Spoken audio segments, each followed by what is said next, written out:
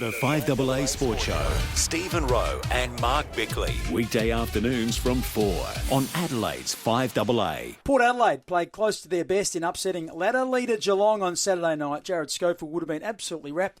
He's an assistant coach and he joins us now. Jarrad, welcome to the show. G'day guys, how you going? Scoey. Very well, thank you. A pretty big week for you guys as coaches and as a club, responding to a disappointing last quarter against Fremantle. But I tell you what, after some casualties at selection, you got the best possible result.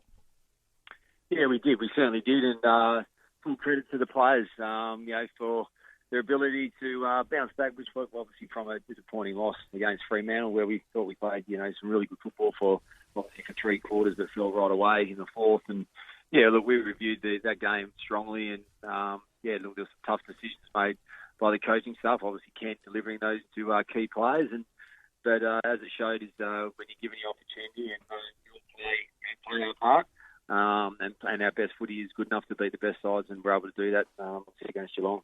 You mentioned what you just mentioned there about you played 3 pretty good quarters, and then you had 1 really poor quarter, which was the last quarter.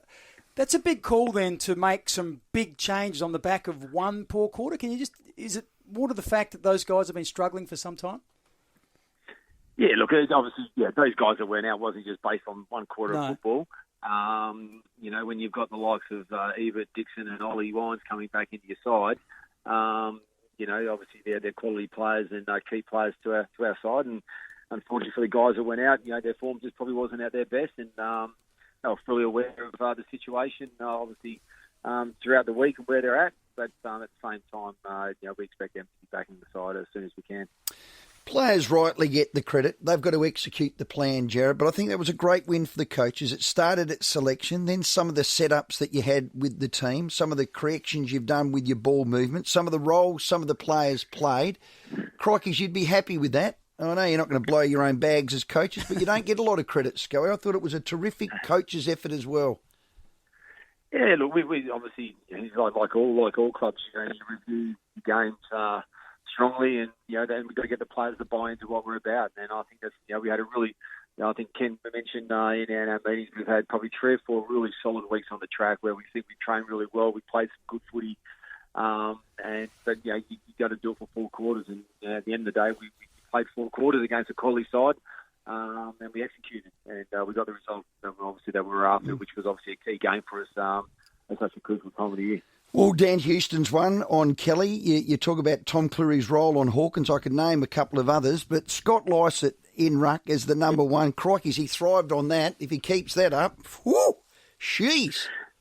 Yeah, it was a pretty good game. Wasn't it? Set the bench. He set a high standard for himself now. So he was super. And look, he started the season was fantastic. He probably had a little bit of a dip, and obviously seeing Paddy go out of the side.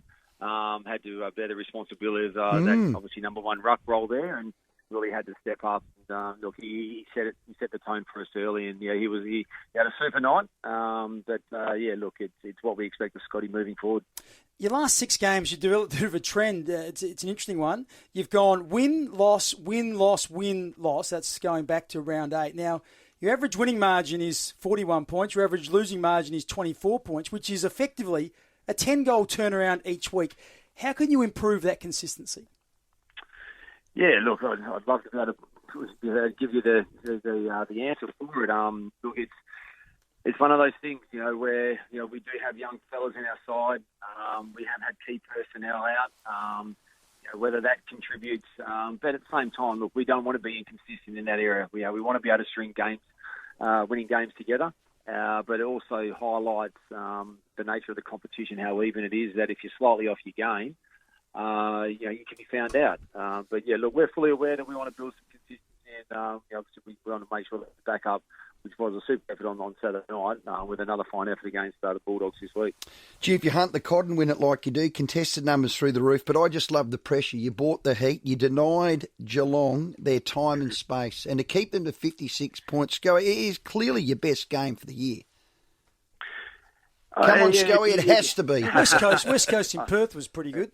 That was another good one. We've had some key games, throughout the year. We look at probably Melbourne round 1, not knowing how the season was going to unfold. Going to West Coast and then beating them there, and then obviously the game on the weekend, you can't deny, how we executed, and all players executed their roles. But I thought, talk about pressure. I thought, our contest work for obviously large portions of the game was really strong. Up against, obviously a very even side in Geelong. And we've only lost one game, and we knew we had to bring that contest, and we're able to sustain it for 4 quarters. And we just shown that obviously our best footy is good enough. And once again, we've got to be consistent with that. Will you contest as a club the Dougal-Howard charge? He's got a game for punching Harry in the guts. He's got a bit of a weak guts there, the old breadbasket. Will you challenge that one, or Carl Amons, or cop it sweet? Look, I've only just found out that I think those guys might be in a little bit of trouble. But look, they'll leave that to Chris Davies and the football department to take care of that. But look, if it's unfortunate they're not allowed to play, well then we've obviously got some players that can come and fulfil their roles. Okay. Just on that, I was going to say, you've had a couple of blokes who went out who you said were in poor form. There was no game for the Magpies on the weekend. Are you comfortable with bringing them straight back in? Yeah, I wouldn't say they were in poor form. There's probably more, the guys that went out, their form was okay, but, when you got those sort of players coming in, they had to make way. But our guys trained strongly throughout the weekend, on the weekend as well. And once again, we'll get through training this week and match and really look at the makeup of, obviously, a well-balanced side that can take on the Bulldogs this week. Scoey, be very proud of the group. I know you are. It was a mighty win Saturday night. Really enjoyed that. You got Bulldogs this Saturday night. Another big week on the track, and thanks for your time. No, thanks, guys. No, that was a mighty win, Bicks. That was a mighty win. Putting it into context, they've lost one game for the year, Geelong, and to do that with a team star-studded, that all their players all in really good form as well. Hawkins had been killing him, and he's was kept goalless. So well done to Port Adelaide and their coaching staff. The FIVEaa Sports Show. Stephen Rowe and Mark Bickley. Weekday afternoons from 4 on Adelaide's FIVEaa.